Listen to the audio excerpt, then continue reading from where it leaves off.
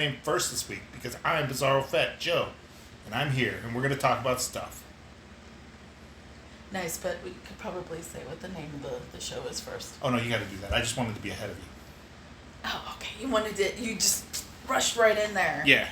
To get your voice in there first. Yes.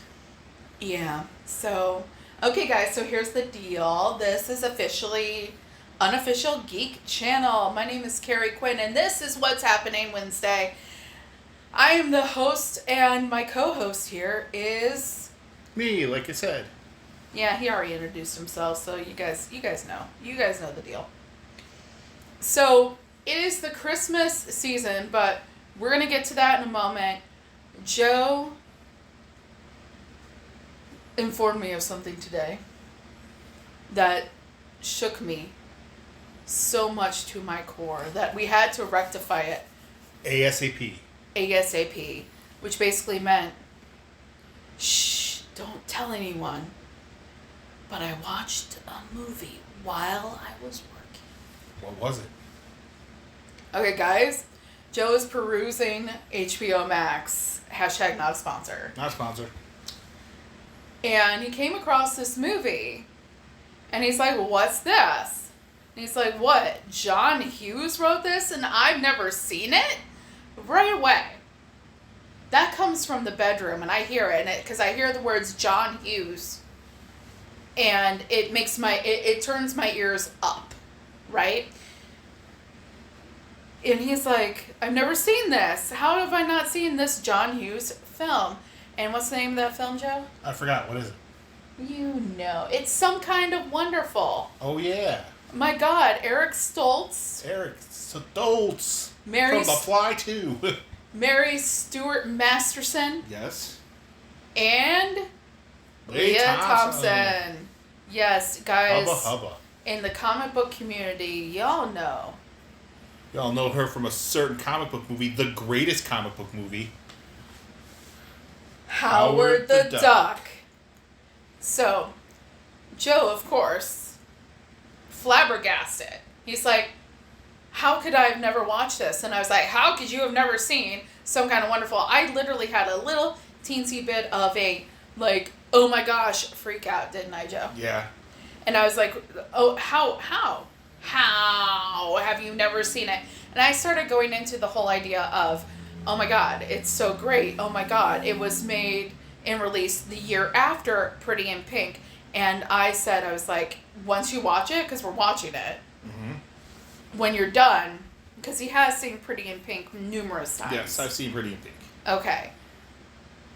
That I feel like in my heart, whether this was his intention or not, that he fixed the problem I had with Pretty in Pink in Some Kind of Wonderful. Because what was the thing I told you about Some Kind of Wonderful?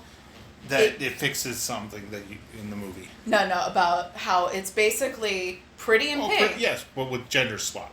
Yes. Okay, so for those of you that are like Joe was earlier today and are not aware of Some Kind of Wonderful, movie. It is, yeah. So it's Eric Stoltz, Mary Stuart Masterson, and Leah Thompson. Yes, Miss Howard the Duck. And it's fun. It is. So it is basically Pretty in Pink, but swap those genders, guys. Swap them out. And you know what's really funny? I just thought of this about the gender swap between Pretty in Pink and Some Kind of Wonderful. Mm-hmm. Eric Stoltz is a redhead. Yeah. Whoa. Is your mind blown a little bit? Kinda, yeah, a little bit. Okay, so those of you that don't know, Molly Ringwald was the star of Pretty in Pink. Basically considered one of John Hughes' like muses. I'm gonna have to look this up. I think this was all done on purpose now. It seems too perfect. Yeah. So Pretty in Pink, it's in Some Kind of Wonderful, you have your main character. In Some Kind of Wonderful, it's Keith. In Pretty in Pink, it's Addie. And she and he has the dorkified best friend of the opposite sex, of the opposite gender. Oh, better yet, opposite gender. And that friend is secretly / not so secretly in love with the main character. But throw a wrench in that, the main character is actually obsessed / in love / infatuated with the most popular guy or gal in school. Yeah.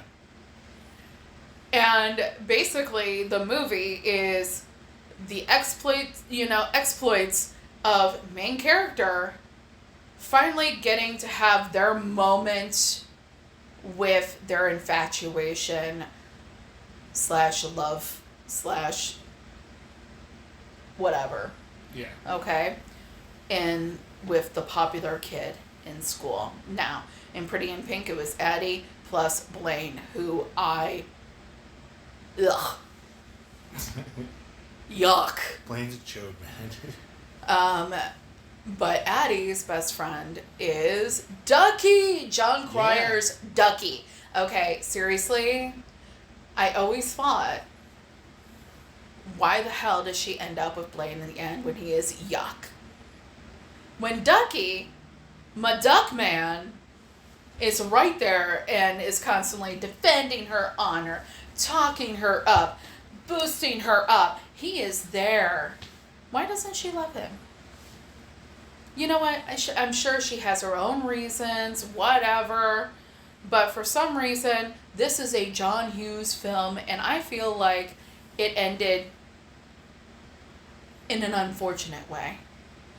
But that was released in 1986. Some Kind of Wonderful was released in 1987. And in the end of the film, even though Eric Stoltz, Keith, does get to go on his spectacular date with Leah Thompson, Miss Amanda Jones, he realizes in the end, with the help of Miss Amanda Jones, where his heart truly lies. And that's with his best friend, Mary Stuart Masterson's Watts. Yes.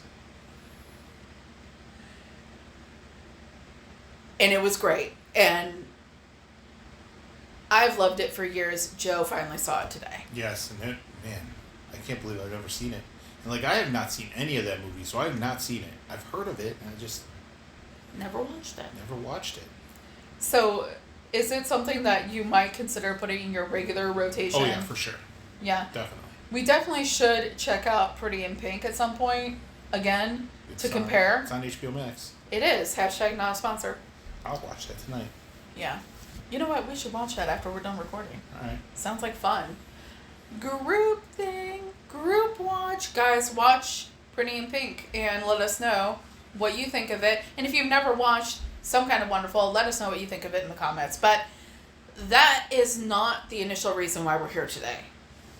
The initial reason why we're here today is... Oh yeah, I forgot. I totally thought the initial reason why we were here was He's high, folks.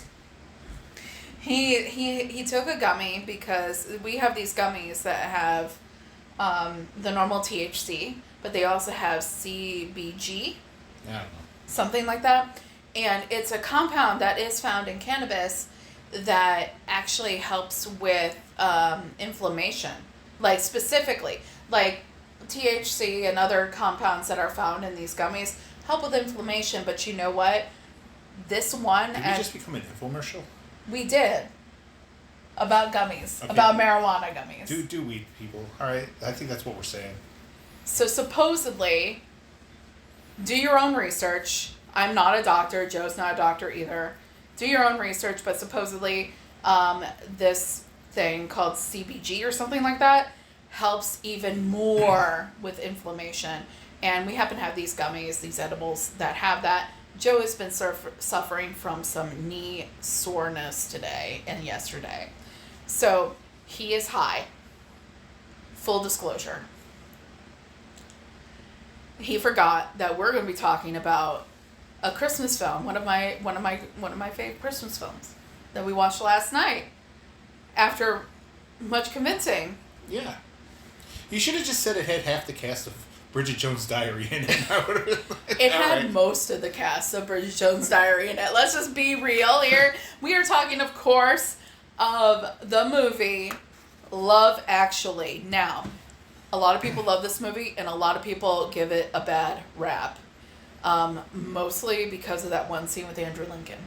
I didn't see what's wrong with it, but I don't know. I'm not other people. Yeah. I have my own viewpoints on what was really going on with that scene and why it was included. Maybe if I remember while we're talking about it, I'll bring it up. If not, if you guys really care, let me know and I'll explain it.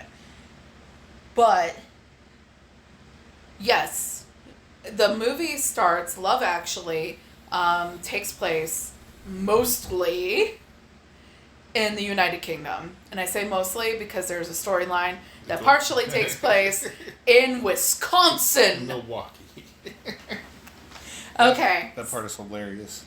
So this is basically one of those things. It's very similar to The Blue Room, if you're familiar with theater, where there's a lot of different, there's a play called The Blue Room, and it's escaping me right now what the author was of The Blue Room. I'll think of it some other time. But it's basically a lot of different interconnected stories about love. You don't even see how it's connected really until like the end. It's just like this person's connected to this person in this story, but then this person's connected to the person in the next story. And it just goes on and on and on. Neat. How everything is connected and how love actually is all around. Woohoo! Anyways, so tagline. So it starts out, we have a voiceover from Hugh Grant. So right away, you were like, wait, that's freaking Hugh Grant. So he was inching his way towards being sold on this one at that moment. Because he remembered, hey, that's Hugh Grant. And hey, I kind of liked Bridget Jones. Yeah, I did. I'm admitting that. So it took some convincing to get Joe to watch this film. Because while I think he's starting to trust me more, there was some line that he was afraid to cross involving Love Actually. And I'm not exactly sure where that... It just sounds terrible. It sounds like all the stuff I hate, but it wasn't anything I hated. Yeah. Yeah. One of your complaints, though, was that there's some of the characters' names that you don't even know. Because there was so many characters, though, that's why. Yeah. So you were thinking, like, maybe you would have dealt well with a grid. Yeah. Or something, like a chart. So all these different storylines are interconnected, and they all happen at Christmas time, which is what makes it a Christmas movie. Yes. And therefore, I only personally watch it around this time of year. I think you watched it last year, didn't you? I did. I didn't join you. And you did not join me, even though I invited you. I invited you to sit with me to watch it, and you were like, no. But you hadn't found out that Carrie might actually know what she's talking about. Yeah. Then you watched Dirty Dancing. Yep. And you realized, shit. That's a good, and Pretty Woman. Holy moly, was that a good one, too. And Bridget Jones. Bridget Jones is not as good as those three of them. Yeah. Yeah. I might actually know what I'm talking about. It's possible. But anyways. Anyway, back to this movie. So this movie, again, one has Hugh Grant, Colin Firth, Keira Knightley, Andrew Lincoln. If you are missing Walking Dead, congratulations. Well, you can watch this movie. If they've been missing The Walking Dead, he hasn't been in it for like 5 years anyway. You know what? Still. If you're missing Rick Grimes from The Walking Dead... From 5 years ago, guys. You can watch this, and you can hear him with a British accent. Which is awful weird.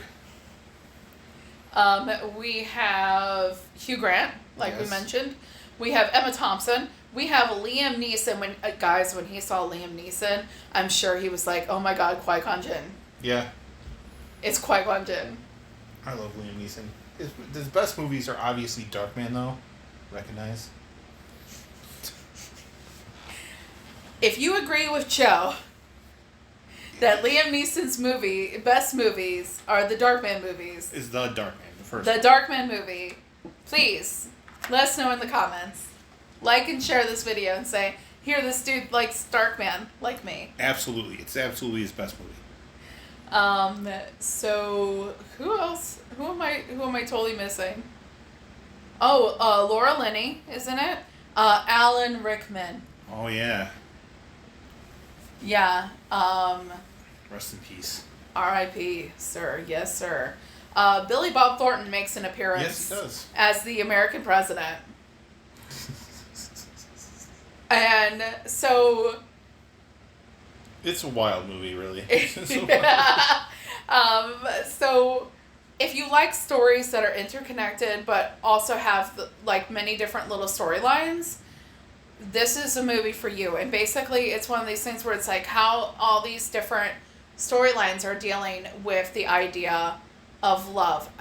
One of the storylines that I think really stands out for me is the Billy Mack, Bill Knightley story, where he's the washed up rock and roller. Yes. Coming up with a new Christmas hit to try and reignite his career. Yeah, like the comedic that comedy of that story, where he figures out that his manager and his friend is like the love of his life. When the prime minister, played by Hugh Grant, has to, try to be this man in power and try to figure out how he's going to react to a certain situation. When you have Andrew Lincoln and Keira Knightley, she's married to his best friend and can't figure out why he is so standoffish with her, and he has to explain to her it's because you're not with me and I'm just trying to get through this, and Laura Linney's character, in love with the guy at work, and the married couple who is having a problem because the husband is desired by his secretary, the father, the stepfather and the stepson that now are navigating life without the mother, because the mother had died. And it's all these different stories, and they end up being the author who catches his wife cheating and leaves and finds love. They all end up being interconnected. One of the stories that I love the most that I want to talk about is the English gentleman that leaves the United Kingdom to come to America. Because girls, ladies... He's got that British accent. And... his friend just telling him it's not going to work the whole time, and then he gets there. And he gets there, and it's one of these things where he's like, he just picks a random city to land in, and he goes to Milwaukee, Wisconsin. To the nearest bar. And he gets in the cab, and he's like, I just want your regular, run-of-the-mill American bar. And he gets there, and he meets 3 absolutely beautiful model-type women, and there's a 4th one. And this is all. It's just so hilarious how all of his friends' concerns are completely wrong, and he comes to America, and women are just fawning all over him. This dorky looking guy with and it's just because he's British. That was hilarious. And that was one of my favorite parts. One of my other favorite storylines was, like I said, the Billy Mack. Where he figures out that his manager is his best friend. Yeah, that was a good one, man. That was funny. Mm-hmm. Is there any particular story that you loved? I kind of like the interaction between Liam Neeson and his stepson. I liked that story. Yeah. He trying because he was afraid to tell the girl that he loved her and stuff like that before she left. And Yeah. I don't know. I thought that was a cute story. Yeah. Yeah, because he was afraid he was in there up to no good and stuff like that. And, Oh, so turns out he was in love. So the storyline is this: Liam Neeson's wife died, and it was something that she had cancer or something like that, and they were able to plan ahead of time. And he's left with the stepson, and the stepson is reacting or he's reacting to the mother's death, and the stepson is always in his room, door closed and everything like that, not talking to him. So he finally gets up the gumption to sit him down somewhere and ask him what's going on, to find out that the son is in love. This is a kid probably in like junior high. I think he's 12, right? Yeah. He's in junior high or something like that. And so they come up with a plan so that he can show this girl, that he likes her, but because he has problems expressing his feelings. And he becomes a musician because he figures out the drums in 4 days or 5 days. It's miraculous. Yeah. Which means he was just a gifted musician and just needed to have drumsticks put in his hands. But it's so funny because he gets in there, he gets the idea, and he goes to Liam Neeson's character and he's like, I figured it out and it just might work. Musicians always get girls. Even the really weird ones do. And he's like, I'm going to learn how to play drums. And he does it. And he does it. And he breaks a lot of international laws in this whole process. Yep. Because when he realizes that they're leaving because this girl that he likes is American, they're going back to the United States. He actually breaks through airport security to Noratu run at the girl to be like, hey, I like you and you're special. So, yeah. Yeah, those are good. That one was one of my favorite ones. Yeah. They all had something I liked. Yeah, I think that the whole interconnectability of everything was really great. And the fact that not all the stories were happy endings. Yeah. Because that's not how life works. Mm-hmm. But some of the stories were very happy endings. Yeah. Like the guy that went to Wisconsin. He had a happy ending. And he came back to the UK to visit his friend and was like, the hey, writer guy had a happy ending too. He did. Colin Firth's character, Jamie. Yeah, he had a happy ending too with Aurelia. All the major characters had happy endings. Yeah. No, because Emma Thompson didn't. Yeah, you're right. Emma Thompson and Alan Rickman did not have a happy ending. You're right. Yeah. Laura Linney did not have a happy ending. Mm-hmm. Oh. But anyways, it's complicated, but worth it. Complicated, like life. Yeah. But that's pretty much it. We could sit there and we can go through the whole movie, but it's a long movie. And I think it really just needs to be experienced. So yeah, watch it. If you like Christmas movies and you like movies that have lovey-dovey movies, yeah, check it out, and it'll make you laugh too while you're doing it. It did. It made me laugh too. Yeah. But anyways, that's it for Love Actually.